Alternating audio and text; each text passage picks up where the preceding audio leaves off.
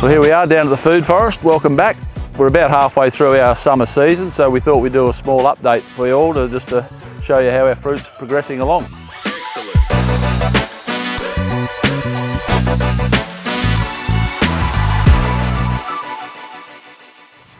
All right, like as I said, we're about halfway through our stone fruit season. We've got a fair few trees that have already been harvested, so thanks for all your comments as well, and a fair few questions have come our way. So we had one question about fruit fly and how we control our parrots. Well, with our fruit fly, we've got these organic little fruit fly traps in the trees. So we've got 5 or 6 of those scattered through the orchard. We'll just keep trapping like that, keep topping up all the attractant in those little traps. As far as parrots go, well, we've got our work cut out with the parrots. Any sort of tree that hasn't got a bird net over it really cops a bit of attention from the parrots. So we've ordered some frames and some nets in from China that have only just arrived, so we're a little bit late for some of our early stone fruit. So we've just started to cover a few of our apple trees up. Also, kangaroos are a bit of an issue for us over here. For some reason seem to love apple trees. Like this little fella here, they've already started on him. This is all kangaroo damage. They just must love the leaf and the bark off an apple tree versus the stone fruit trees. They actually don't even bother the stone fruit or citrus trees, but they really go for our apples. So that's a bit of a problem we have that we need to deal with as we go along, but the nets over the top will help for sure. So also, as well as our nets, a couple of big commercial orchards close by have put a couple of lasers in their orchards, and they seem to be having a very good effect as far as the kangaroos and the parrots go. So we've ordered ourselves one of those little lasers to put on top of a shed further up. So hopefully, if we get that going, we might be able to deter a fair few of these kangaroos and parrots from coming in here during the day and night times. So what we did with our nets and our frames, we just made them a 2 metre cube really, 2 metres high and 2 metres square. So with that, we're just pruning our trees back down to a 2 metre height. I just can't see any point in growing the trees 4 metres high. It's too difficult to get up there to pick the fruit anyway. Parrots are probably going to get it. And in the end, like I say, with sunlight, all your good fruit ends up at the top. So we're just trying to keep all our fruit close to the ground, easier for people to harvest and much more easy to look after the farm itself. So at the moment, also we're going through and we're doing a bit of summer pruning on our stone fruit trees. We're just trying to get rid of a lot of these water shoots that aren't going to be very fruitful next year, and they're cluttering up the middle of the tree a lot. So we're just trying to let a bit of sunlight in. So we're knocking a few of these big longer shoots back a bit. Not too harsh at the moment this time of year because there's still a lot of hot weather to come. We don't want all the wood inside the tree getting burnt, but if we just take a few choice cuts out like that, just opens up the whole tree into the middle.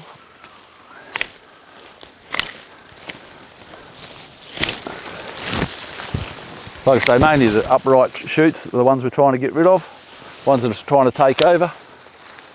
And all this lighter wood like this, very good fruit wood for next year. So the stuff that takes over and wants to grow dead straight isn't quite as fruitful. We tend to find if you use the lighter wood, you'll get a better crop and a more controlled tree.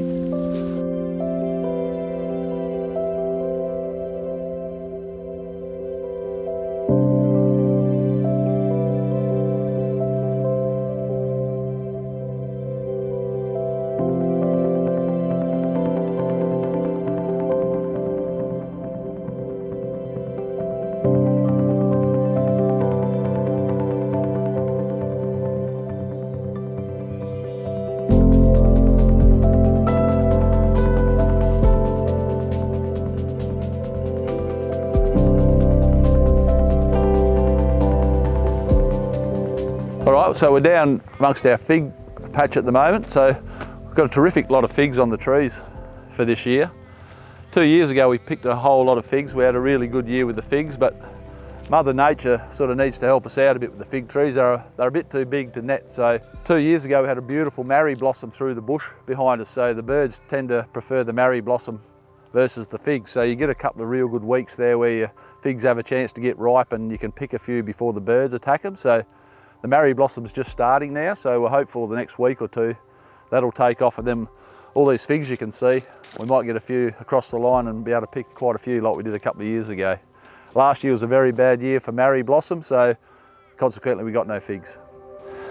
Obviously our multi-craft nutrition program's working well for us. Like a lot of plums on this tree, they're obviously maybe a fraction too many really. Like if you're a commercial orchard, you wouldn't leave this many, but they actually filled up really well. They are good sized plums on this tree, even though there is quite a lot of plums on the tree. But the trees are very, very healthy, and they're having no trouble ripening and growing good sized fruit. We've also been asked about how we collect a bit of water and some swale drains, because we're on a bit of a steep property. So as you can see, there's a pretty big hill above us. So we've put a big swale drain up towards the top of the orchard here. Just runs a nice gentle slope all the way around to a small little dam we have at the other end of this swale. Once that small dam's full, that overflows into the main gully, which runs down into our main irrigation dam. So we're collecting water like that, as opposed to letting it all run off the hill at 100 miles an hour. We've also got another drain 30 metres below us as well. So we have two swale drains that are all diverting the water gently into the main gully, the main winter gully up there. So people have been asking a bit about our irrigation system. So it's a fully solar driven system that we have. So down here we have our main shed. We have 24 solar panels on the roof, and they drive two submersible pumps that we have on this float out in the dam. From the dam, our pumps go straight through this filter setup. This filter setup is automatic, so once it gets a differential in pressure, it'll automatically backflush. And then from here, it gets pumped straight to the top of the hill. We have 4 tanks up there, 4 22,500 litre tanks. So we've got 90,000 litres of storage, and that gives us our storage. So at night time, we just gravity feed. So we're not using any electricity whatsoever, just solar power and then gravity feed to water the whole food forest. Okay, so the reason why we do need to filter the water is a lot of our irrigation is done by this inline drip we have. So pretty small drippers, you need pretty clean water. So on this drip line, you have a dripper every 700 millimetres, and they drip out 2.3 litres of water every hour.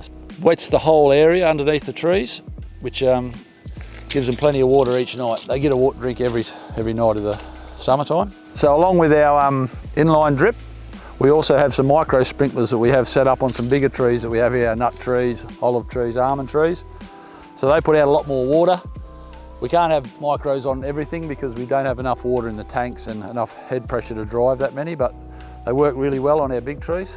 These are cherry trees that we're standing next to at the moment. From that pumps to the filter to those tanks behind me.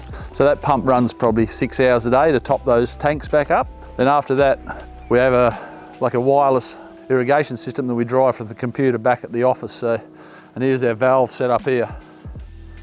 So we have 4 different blocks across the whole food forest. So we can run one at a time, and it's all, like I say, it's all driven automatically from back at the office. Works well, but all driven by gravity. We have 15 metres of head there with those tanks above us, so it gives us good pressure down the bottom here. And also, while we're down here, we have this small shed here next to all our valves.